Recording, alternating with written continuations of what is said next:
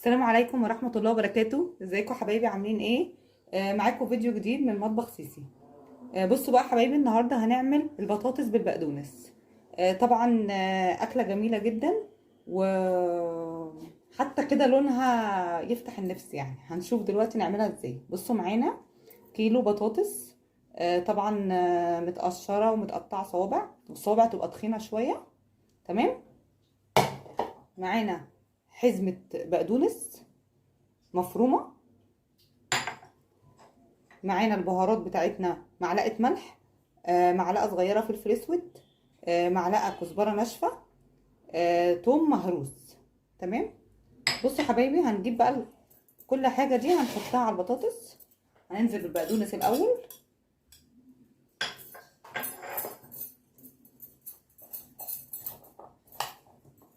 كده. طبعا ايه، هنقلبها كويس. ننزل بس البهارات دي كلها الاول بالثوم، ونقلب كويس جدا.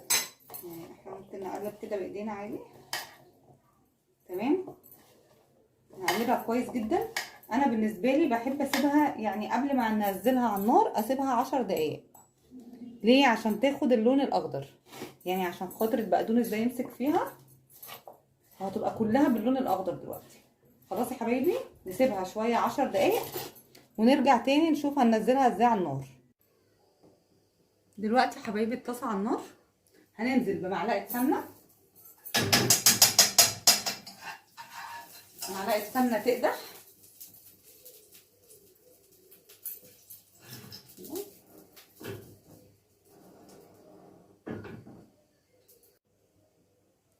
السمنه كده قدحت، ننزل بمعلقه صغيره من الثوم، وبسرعه بسرعه نحط عليه معلقه صغيره من الكزبره. عايزه اقول لكم الريحه كده بتبقى روعه.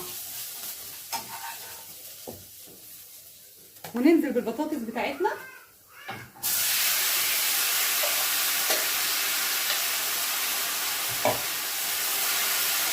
نقلب شويه.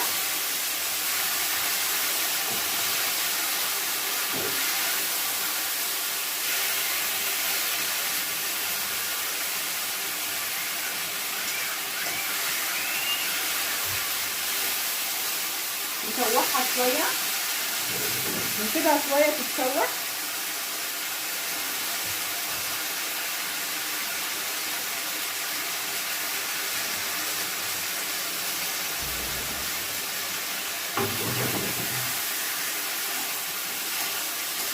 بصوا، انا مش عايزه اقول لكم الريحه عامله ازاي. الريحه بجد تحفه، والطعم هيبقى احلى.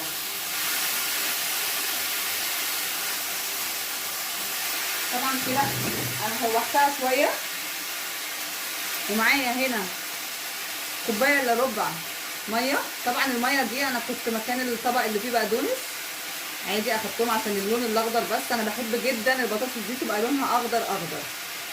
هنحطها.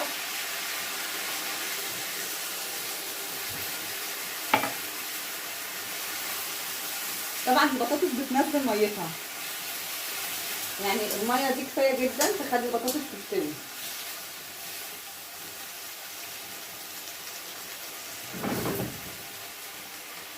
نوطي النار عليها ونغطي البطاطس، ونرجع نشوف بعد ما اتعملت شكلها عامل ازاي. كده بعد ما خلصنا البطاطس معانا، بصوا انا مش عايزه اقول لكم قد ايه جميله وقد ايه مستويه. بصوا بصوا حبايبي عامله ازاي. تعالوا نطلع كده واحده معانا كده، هي طبعا سخنه. بصوا بصوا مستويه خالص ازاي. بصوا بصوا، حاجه كده تحفه.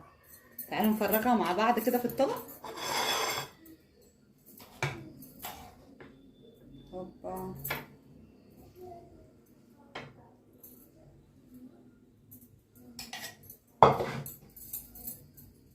بس دول كده. بصوا حبايبي، يا سلام بقى لو رشه نعناع كده، ياه هتوديها في حته تانية خالص. كده هتطلع رشه نعناع. بصوا الجمال بقى، بصوا الجمال. بصوا حاجه كده بجد وهم.